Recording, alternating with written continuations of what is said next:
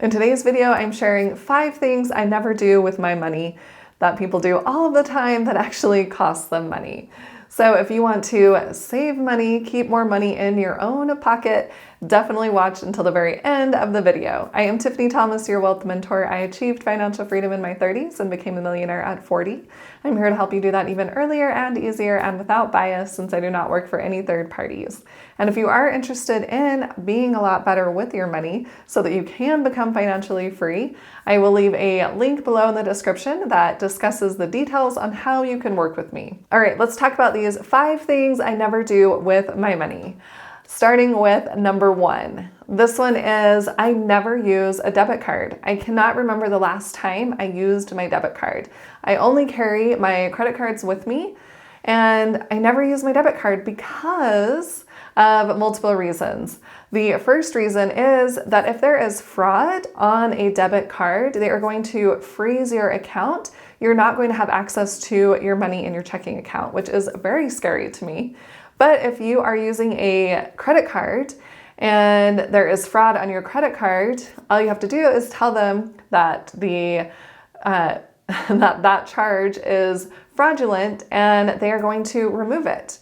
And none of your money is frozen, and they will usually send you a new credit card right away so you can continue to use your credit card. And this is a pretty big deal because there is a lot of fraud going on right now. I've had fraud on more than one of my credit cards, and I just call the credit card company and they take care of it right away. It's super simple. And I remember I have a friend, he was telling me that he had a fraudulent charge because he had used his debit card. There was a fraudulent charge on there, and they ended up freezing his account for more than 2 weeks. And he didn't have any money elsewhere. He had to borrow money from friends because he used his debit card, and there was fraud that happened. So that's just one reason. And I understand credit cards are not for everyone. So make sure that you can handle a credit card and not pay credit card interest, be tempted to buy things that you don't actually have money for. But if you are able to use credit cards, I love using credit cards. And not only for the fraud reason, but also every time I use my credit card, I'm getting rewards.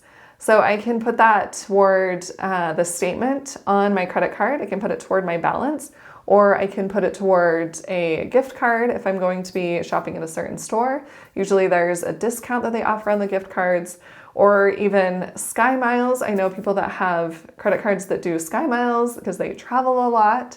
So there are just rewards you're getting every single time you are using your credit card. So I love that aspect as well. And I have another video going into more detail about the benefits of credit cards. I will leave a link above. You can check that out later on. All right, let's move to number 2. And this one is I never pay credit card interest. So going right along with loving using credit cards, I have never paid credit card interest. And I still use my credit cards all of the time. Like I said, I don't even remember the last time I used my debit card. So honestly, paying credit card interest means that you are paying a lot more for those items that you are purchasing now. If you thought you were getting a good deal, you're not, because you end up paying credit card interest. So we really want to be careful and not overextend ourselves and purchase things on credit that we aren't able to pay off in full every single month. And that is how I do it. I pay my balance in full, not just the minimum payment, but the entire credit card balance in full every single month, so that I'm not paying credit card interest. Unless, of course, I have a 0% interest on my credit card. Then I can wait until that 0% is almost up, pay off the balance in full before the 0% goes to the regular rate, so that I'm still not paying any interest.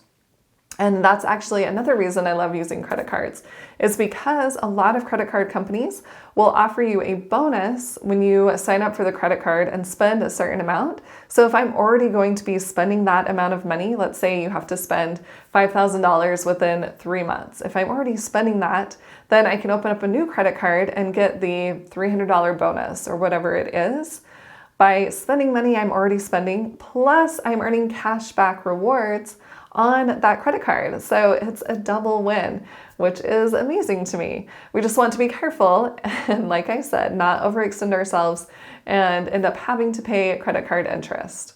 All right, and then number 3 is I never go all in on one single stock. I do not put all of my investment into one stock. For example, I do love Amazon stock, but I do not have all of my money invested in Amazon, in just one company. That would be high risk for me, and I don't want to do that. Even if I really love the company, that is super risky, and I would be really worried about my investments. So I have a few individual stocks that I like to invest in, and then I also invest in an index fund. And the index fund is one single fund, but it has a whole bunch of companies inside of it. So by investing in one fund, I'm actually investing in hundreds or even thousands of companies, depending on the index fund. So it makes it a really convenient way to invest my money. And if you're wondering which index fund is my favorite, I do have another video about that. I will leave a link above. You can check it out later on. But it just gives me so much more peace of mind to realize that my assets are diversified. I have different investments in different companies, and I even invest in real estate as well. So I have that diversification too. Otherwise, I don't know as though I would sleep as easy at night. All right, and then number 4 is that I never keep all of my extra money in a checking account. And this one is really important to me. I don't like money just sitting there not working for me. I have a buffer amount that I keep in my checking account. So every single month, I actually use an electronic check register. I just use kind of a spreadsheet, a Google sheet. But I input all of my expenses that are going out for that month, and then all of the income that I know is coming in for that month. And then I look at the total, and if I have extra money over my buffer amount that I like to leave in my checking, then I transfer that amount to my savings account if I'm saving up for something, or I put it into my investment account and get it invested. But when I transfer it to my savings, this is a high yield savings account, not just a regular savings account. So it's earning more than just your regular brick and mortar savings account. It could be anywhere from 4.5%, 5%, depending on where you're putting your money. Right now, I'm putting it into a certain account that's earning 5.3% interest, which I think is fantastic right now. So make sure that you are not just letting your money sit in a checking account or even under the mattress, not earning anything for you. Because if you have even just, a couple $1,000s, you can be earning some money on that by transferring it over to a high yield savings. So I like to do this every single month. That way, the majority of my money is making money for me in some regard or another. And let's move to number 5. This one is, I never leave my money up to chance. I always have a plan for my money that is coming in. I'm not just thinking, oh, I have money, let's go spend it.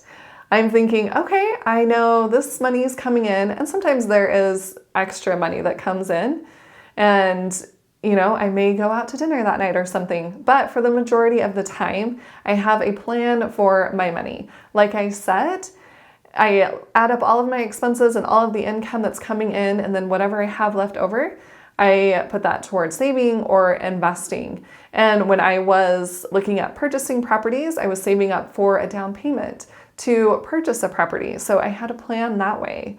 And I knew that my money wasn't going to grow that much for me sitting in a savings account. So I wanted it to be invested in the stock market as well. So I planned to do that. And then there are other things that I plan to do with my money, not just invest it, because we want to have fun in our lives as well, right? So I've taken a lot of vacations. So I've planned for those vacations, and I put money aside so that I can take those vacations. And last year I did a lot of work in my backyard. I got cement out there. I extended out my patio. I built a gazebo. I built a fire pit patio area and put in a gas fire pit. So I had money set aside for those types of things as well. So it's not just always making your money work for you, which I feel is very important. But it's also having fun in life and spending on your priorities, things that are going to bring you joy as well. So comment below and tell me one way you are going to improve your money situation. I am curious to know. And if you do want help improving your money situation and becoming financially free and learning to invest, make sure and click that link below in the description and get the details on how you can work with me. And if you found this video helpful, make sure and hit that like button and the subscribe button and share it with someone else who would like to hear this information. Thanks so much for watching. I'll see you in the next video.